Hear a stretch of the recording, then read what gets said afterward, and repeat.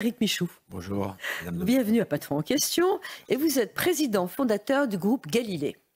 Oui, président. Alors, ça m'a beaucoup impressionné parce que j'ai lu énormément et en fait, j'ai rien compris à ce que faisait ce groupe. Moi non plus. J'ai vu. Ah, bah, ça me rassure.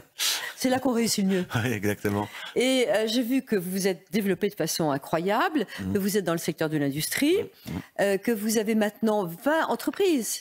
35, c'est pareil. 35. Mais c'est peut-être 15 de plus depuis que...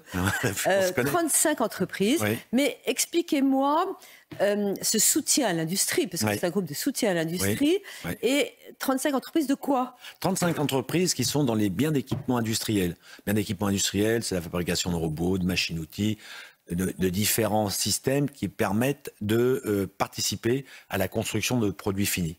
On travaille dans l'aéronautique, dans l'automobile, beaucoup moins maintenant, parce que c'est très dur l'automobile, dans le nucléaire, dans la transition énergétique, dans la décarbonation, tous des sujets. Et vous fournissez plutôt des outils? On fabrique des outils, des machines-outils. Ouais, ou des usines clés en main, des machines-outils, tout ce qui va toucher autour de l'industrie et des biens d'équipement qui aident à l'industrie. Et la plupart des entreprises, la totalité des entreprises sont en territoires ruraux. Forcément. Territoires ruraux, c'est toujours un peu bizarre de dire ça, comme si les territoires, c'était des réserves de sioux. Là. On ne saurait pas comment dire. Et ce sont toutes c'est un peu le cas. C'est un peu le cas, il faut le dire, bon, on va le dire quand même. Et puis c'est aussi des entreprises qui viennent qui ont une très grande histoire industrielle. Il y a dans le groupe une très grande entreprise qui s'appelle Farman, qui a été l'entreprise qui a été le fondateur de l'aviation dans le monde. D'ailleurs, mon ami Olivier Dassault, quand il est encore de ce monde, je me plaisais à lui dire, n'oublie pas que ton grand-père a commencé chez Farman à l'homologation des hélices en vol. Mais beaucoup Olivier Dassault aussi. Ah oui, un homme extraordinaire, spécialiste. Mais alors, je vous arrête parce que je comprends effectivement comment peut-on acquérir le savoir-faire. 35 usines, il y en a une qui fait un truc dans l'aviation, un autre qui va se servir d'IA. Et comment pouvez-vous vous adapter, faire mieux? Alors, si vous créez de zéro, ok, bon, vous prenez les gens, mais vous en reprenez, je suppose. Oui, la plupart sont reprises. Voilà. Qui vont bien ou qui vont moins bien. Oui. Et aujourd'hui, elles vont pratiquement toutes, beaucoup vont bien. Beaucoup moins bien, non? Comment? Beaucoup moins bien, non? Elles vont mieux maintenant. Ah oui. Les entreprises. Maintenant qu'elles vous ont. Il faut espérer, en tout cas pour elle, ça va pas trop mal. Mais c'est justement, on le disait en introduction, vous me disiez, je sais pas ce que vous faites, et moi finalement non aussi. Pourquoi? Parce que je suis entouré, et j'ai la chance d'être entouré de gens très capables, de très bons ingénieurs, des personnes extraordinaires, qui ont toutes un point commun, même deux points communs, aimer l'industrie, puis aimer la France et aimer l'industrie. 3 points communs. Et c'est notre point commun à tous. Ce sont toutes des entreprises qui ont une compétence très particulière dans un domaine donné, dans des niches. Et comment, c'est vous qui choisissez une entreprise et quand même s'imprégner, même si, vous savez, la définition d'un patron, c'est ne rien faire, faire et ne rien laisser faire. Voilà, c'est ce que j'essaie de faire. Oui. Le moins possible, en tout cas, c'est ce que j'essaie de faire. Vraiment, le dénominateur commun sur les reprises qu'on a pu faire et qui ont fonctionné, c'était de voir l'intérêt que les collaborateurs avaient, entre guillemets, à aimer leur entreprise.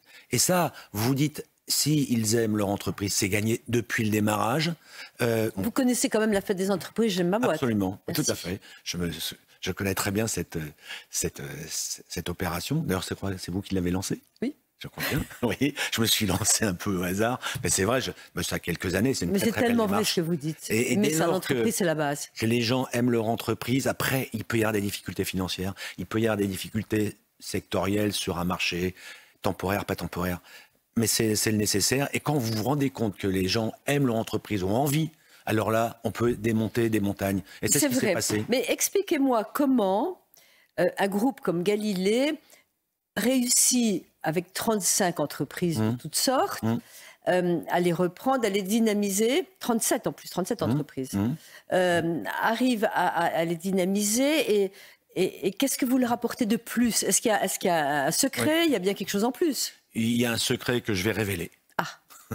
Il y a un secret que je vais révéler. On a une gouvernance dans le groupe qui touche en 7 points.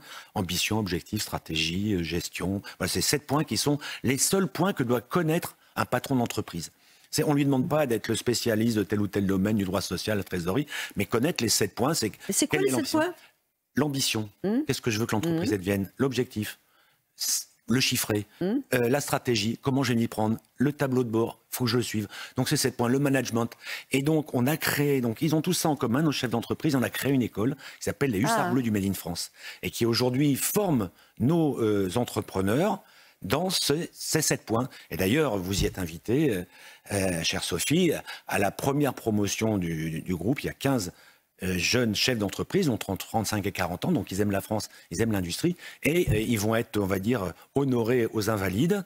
On fait une grande réunion. Formidable. C'est une école qu'on a créée qui est un peu particulière, qui est complètement l'antithèse de l'école habituelle, cette école très académique qui vous explique la stratégie, c'est comme ci, c'est comme ça. Voilà. Nous, la stratégie, on l'a fait avec l'école de guerre. C'est l'école de guerre qui nous a donné les cours. La prise de parole, ou par exemple le contact, on l'a fait avec le cours Moreau. Le cours Florent, pardon, le cours Florent. Pour des acteurs, oui. C'est des acteurs, voilà. Donc, on a toujours fait... Cette école est complètement en décalage avec ce qui se fait habituellement parce que... Et est-ce qu'elle vend aux autres entreprises? Ou elle est que pour votre groupe? Pour l'instant, elle va s'ouvrir. Elle va s'ouvrir parce que la fondation qu'on a créée, la fondation, elle va être dirigée par... Enfin, elle va être présidée par Joachim Murat. Qui est le parrain de cette promotion et qui va être le président de cette fondation qui a pour but de s'ouvrir à d'autres. Parce que la différence entre un patron d'une grande entreprise et une petite, c'est qu'un patron d'une petite entreprise est tout le temps en crise. Tout le temps en crise. Crise commerciale, crise technique, les achats, tout ce que vous voulez. Mais la crise n'est pas négative. Parce qu'en réalité, la crise, c'est le moment où vous pouvez changer les choses. Mais il faut leur apprendre à vivre dans la crise sans avoir trop le stress de la contrainte. Eh bien, écoutez, c'est le mot de la fin. Et merci de cette bouffée d'enthousiasme. On en a particulièrement besoin en ce moment. Merci infiniment. C'est moi, merci.